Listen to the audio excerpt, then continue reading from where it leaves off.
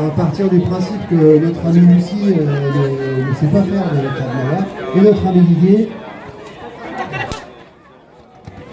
voilà.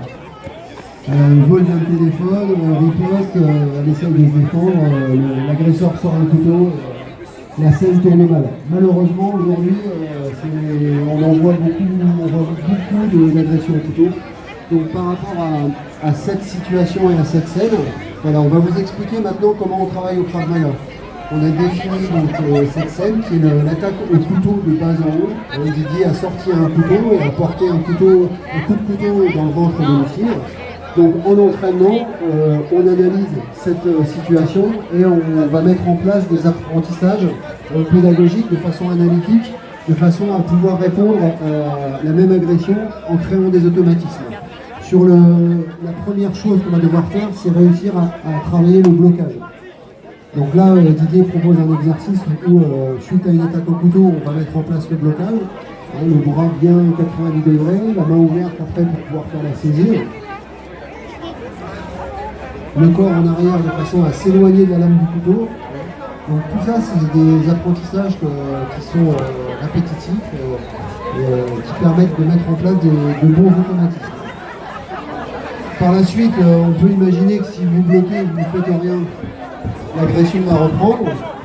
Donc on va systématiquement après faire ce qu'on appelle un blocage et un contre simultané. C'est-à-dire qu'on va apprendre à bloquer et à frapper simultanément. En même temps que le blocage, il va y avoir une frappe. Cette frappe va créer un choc psychologique chez l'agresseur et on va profiter de cette situation après pour enchaîner. Donc là on voit des agressions au couteau, le blocage et le coup de poing au visage. Alors des fois ça touche, c'est pas grave.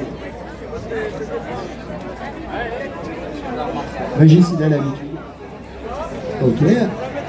Maintenant on va vous proposer d'aller un peu plus loin. Après le blocage et le contre, on va enchaîner avec un coup de genou au parti.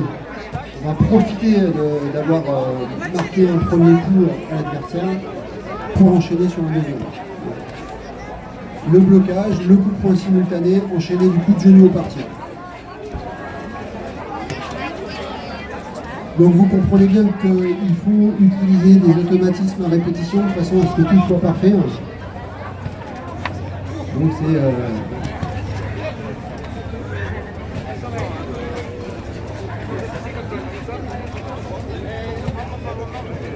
Alors là, aujourd'hui, l'exercice qui vous est proposé, c'est par rapport à un type d'agression.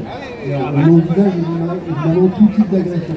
Que ce soit du couteau, que ce soit des attaques au bâton, que ce soit des mises en jeu au pistolet, c'est un petit peu différent, ou ce qu'on appelle des étranglements, des saisies, ou tout type d'attaque, coup de poing, tirage de cheveux, amené au sol.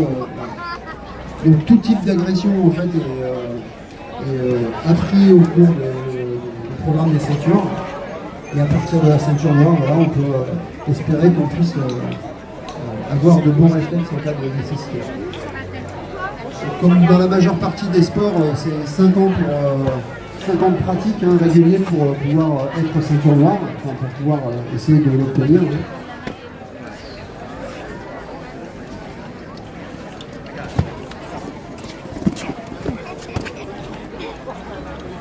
Donc là, on est allé un petit peu plus loin, on est sur une amenée au sol avec une immobilisation de l'agresseur et la récupération du couteau.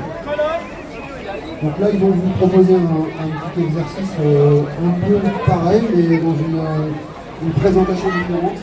On va faire tourner à chaque fois les agresseurs et les agressés.